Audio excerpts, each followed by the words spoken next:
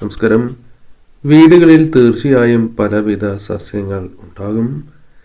ഈ സസ്യങ്ങൾ വീടുകളിൽ വളർത്തുമ്പോൾ ആ വീട്ടിൽ നൽകുന്നതായ ഫലങ്ങളെക്കുറിച്ച് നാം ഏവരും ചിന്തിക്കേണ്ടതായിട്ടുണ്ട്. ചില സസ്യങ്ങൾ പോസിറ്റീവായ ഊർജം, ഐശ്വര്യം പ്രദാനം ചെയ്യുമ്പോൾ ചില സസ്യങ്ങൾ തെറ്റായ രീതിയിൽ നടുന്നതിലൂടെ ആ വീടുകളിൽ വളരെ വലിയ ദോഷങ്ങൾക്ക് കാരണമായി തീരും. ചില സസ്യങ്ങൾ വീടുകളിൽ വളർത്താനേ പാടുള്ളതല്ല. ഇത്തരത്തിൽ ചില സസ്യങ്ങൾ വളർത്തുന്നതിലൂടെ നിങ്ങൾക്ക് ദൗർഭാഗ്യം പിന്തുടരുകയും ബാധിക്കുകയും ആരോഗ്യപരമായ പ്രശ്നങ്ങൾ, മരണതുല്യമായ ദുഃഖങ്ങൾ, ഇത്തരത്തിൽ പല വിഷമകരമായ സാഹചര്യങ്ങളും വന്നു ചേരാം. ആ സസ്യങ്ങളെക്കുറിച്ചാണ് ഈ അധ്യായത്തിലൂടെ പരാമർശിക്കാനായി പോകുന്നത്. ഏവരും ഒരു നിമിഷം നിങ്ങൾ വിശ്വസിക്കുന്നതായ ശക്തിയുടെ നാമം കമൻ്റായി രേഖപ്പെടുത്തി വധിക്കൂ. ആദ്യത്തെ സസ്യം കറിവേപ്പാണ്. കറിവേപ്പ് വീടുകളിൽ വളർത്തുമ്പോൾ ശ്രദ്ധിക്കേണ്ടതായ കാര്യങ്ങളിൽ ഒന്ന് ദിശയാണ്. ദിശയ്ക്ക് പ്രാധാന്യം നൽകിയില്ല എങ്കിൽ തീർച്ചയായും ആ വീടുകളിൽ പലവിധ ദുഃഖങ്ങൾ വന്നു ചേരാം. മരണതുല്യമായ ദുഃഖങ്ങൾ പോലും സംഭവിക്കുന്നതിന് കാരണമായി തീരുകയും ചെയ്യും. അതിനാൽ കറിവേപ്പ് വീടുകളിൽ വളർത്തുമ്പോൾ ശ്രദ്ധിക്കേണ്ടതായ കാര്യങ്ങളിൽ ഒന്ന് പടിഞ്ഞാറ് ദിശയിൽ വളർത്തുക എന്നുള്ളതാണ്.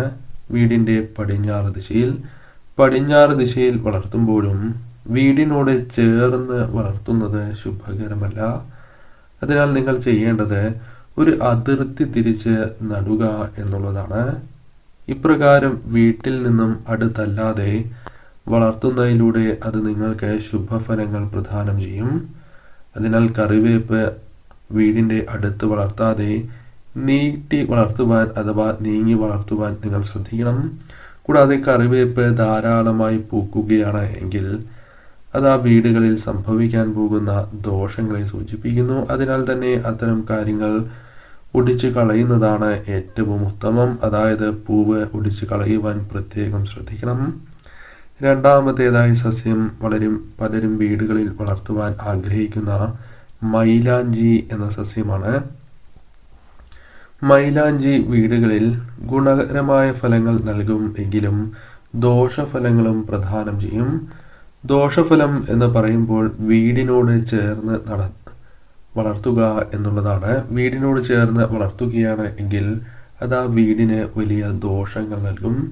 ആ വീടുകളിൽ നിർഭാഗ്യം, നെഗറ്റീവായ ഊർജം വർദ്ധിക്കുന്നതിനും കാരണമായി തീരും. ആ വീടുകളിൽ മരണതുല്യമായ ദുഃഖങ്ങൾ സംഭവിക്കുക, അത് തുടർന്നുകൊണ്ടേയിരിക്കുക തുടങ്ങിയ കാര്യങ്ങൾ സംഭവിച്ചുകൊണ്ടേയിരിക്കാം. അതിനാൽ അതിർത്തി തിരിച്ച് നടുവാൻ ശ്രദ്ധിക്കണം.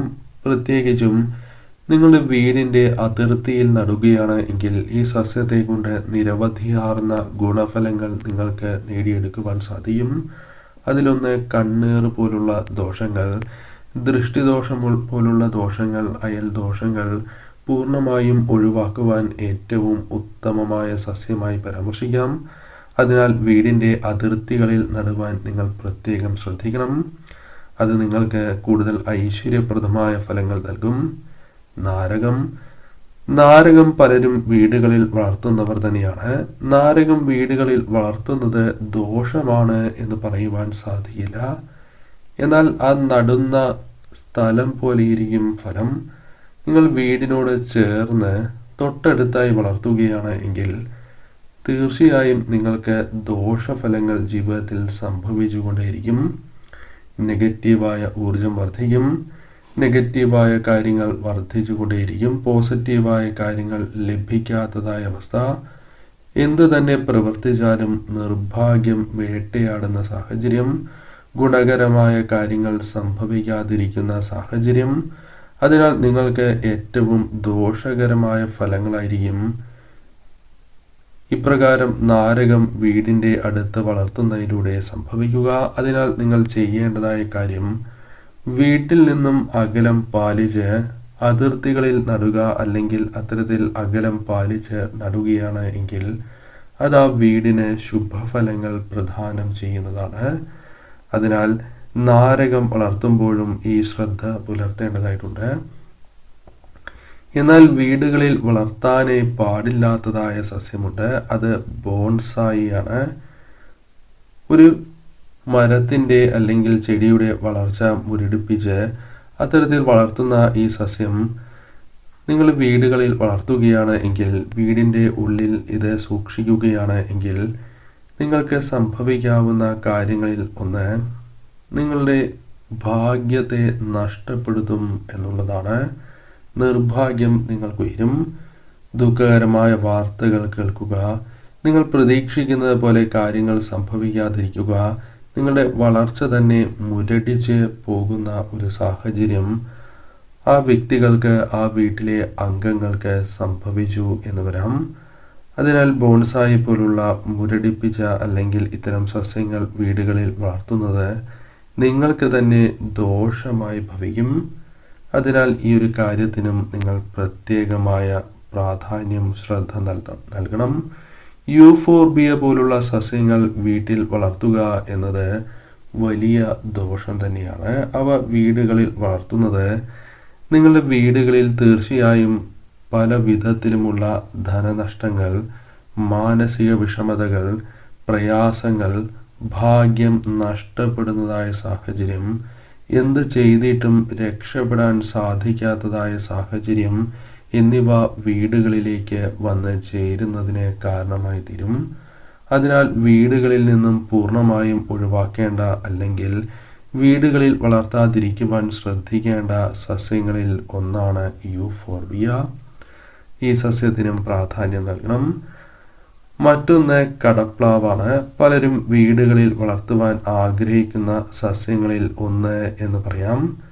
എന്നാൽ ഈ സസ്യം വീടുകളിൽ വളർത്തുമ്പോൾ ശ്രദ്ധിക്കേണ്ടതായ കാര്യം, പലരും വീടിനോട് ചേർന്നാണ് ഈ സസ്യം വളർത്തുക. ഇത് പലരും ചെയ്യുന്ന ഒരു അബദ്ധം തന്നെയാണ്. ഇപ്രകാരം വളർത്തുന്നത് ആ വീടിന് നിർഭാഗ്യം കൊണ്ടുവരും.